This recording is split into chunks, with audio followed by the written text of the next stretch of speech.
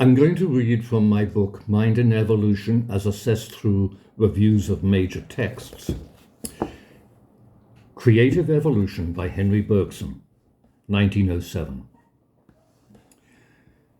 Sampling Bergson many years ago, I found his writings impossibly flowery and obscure. Reading him now, I realize I have since then become a Bergsonist. He now strikes me as the thinker most notable for coming up with alternatives to science as windows onto the meaning of evolution. If you approach creative evolution expecting to find in it a mechanism or even a theory of evolution, you'll be disappointed. Instead, Bergson's primary concern is merely how best to think about it. Of the ways available to us, he settles on two: our rational intelligence and intuition. He devotes the book almost entirely to telling us why, if we limit ourselves to rational intelligence, we're bound to fail, and why intuition is the better choice. What impresses me most about Bergson, besides his evident brilliance, is that he appears to experience evolution from the inside as his primary reality. What I referred to above as rational intelligence, he assesses as if he's viewing it from a great distance, as if recording the resources of an alien creature, while it's rational intelligence that seems native to the rest of us. It's intuition he identifies with that for him mirrors the impulse behind evolution. What Bergson most wanted to convey in 1907, when this book was published, was that intuition and evolution, what they meant to him, what's distinctive in living creatures, and I believe in how they evolved, is selection through generations, not of individual characteristics or genes, but entire patterns of connection. That's a reference to Bergson's work. This property of being able to create new patterns of connection may correspond to what Bergson calls the impulse behind evolution, his élan vital. Now, it's patterns of connection that evolve. Thinking in such terms may help us account for how things evolve. For example, suppose at one time, as seems likely, we had in our retinas only two pigments sensitive to light, leading to our sensations respectively of green and blue. Now suppose our retinas evolved to embody a third light-sensitive pigment, giving us the experience of red. When I consider what this involved, I see that what had to evolve was two entire patterns of connection. One pattern of connection would be needed for us to inherit cones containing this new pigment in our retinas and connections back into the brain where red light would register as signals similar to those corresponding to the other two pigments. However, that pattern of connection alone would be valueless without a second pattern of connection leading from electrical signals to our brains to new tissues able to generate our conscious sensation of red. A hard-nosed neo-Darwinist could claim that coincident patterns of connection like these could have arisen in concert, one small change at a time, through natural selection, every step resulting in a significant benefit. Even just that, I think, is hard to accept. But note this, along with the sensation of red from stimulation of the new pigment, a combination of red and green light together give us an entirely new sensation of yellow. The pattern of connection leading to the sensation of yellow involved in us without need for acquisition of a new light-sensitive pigment. Accounting for this imposes demands on our explanatory system, Darwinism, that surely the modern system cannot satisfy. Note, Bergson does not say that the reports of intuition are true. He explicitly claims only that, of the resources available to it, it has the greatest likelihood of making evolution more comprehensible. Where must these resources have come from? For Bergson, it is obvious they must have evolved. How else could they have originated? And why would they have evolved? To aid our survival and success. What he calls just intelligence, as opposed to intuition, that I'm calling rational intelligence, he sees having evolved in animals to equip them to act in a physical world. It comes kitted out with conceptions of 3 linear dimensions of space and 1 of time, along which we learn to allocate the physical entities of our worlds and their parts. We need those conceptions or perceptions so we can distinguish these entities and their parts from one another. Allocating physical events along a linear dimension of time helps us appreciate how they lead to one another from one moment to the next, and plan future actions involving our physical movement among physical objects. Our conscious experience of a physical world spread out in space and time is indeed a dazzling creation of the evolutionary impulse, Bergson agrees. But being an evolved capability, it has no greater claim to being the truth than does our sense of intuition. For us to experience intuition, it too must have evolved to become accessible to consciousness, and it could have done so only if it too gave us information helping us survive and succeed. And what will that information, intuition, be about? About the living world, Bergson assumes. What does his intuition tell Bergson? That the same impulse that runs through generations to result in species evolving, that in embryos directs their growth into adults with trillions of cells, in individual creatures propels them through the passages that punctuate a lifetime and that make each of us free to consciously direct our own attention and our decision-making. Bergson is particularly acute about that. What is most significant about the living world?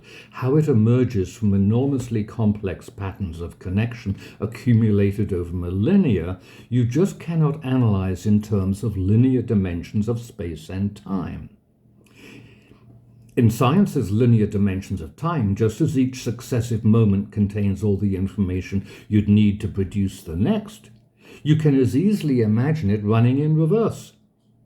That's inconceivable in the living world, where what a creature does today can be the outcome of astronomically vast patterns of connection reaching forward into the present from millennia ago.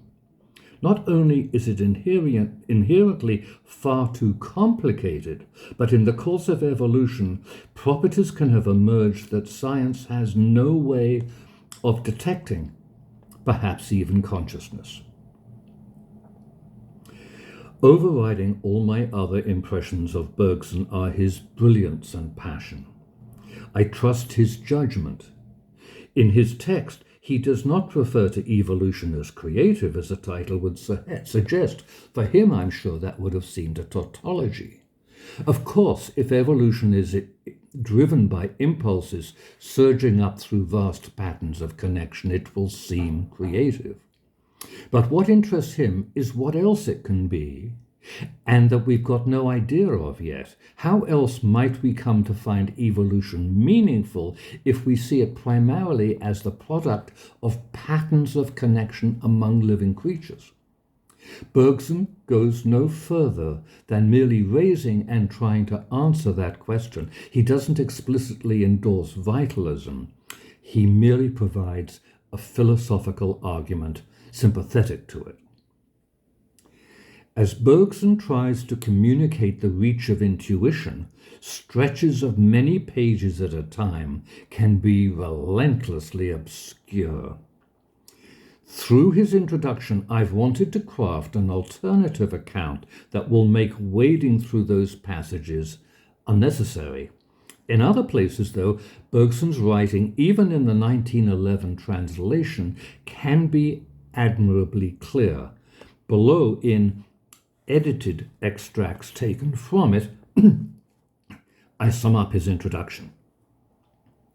Rational intelligence is the ability, he says, to think matter. The human intellect feels at home among inanimate objects, more especially among solids.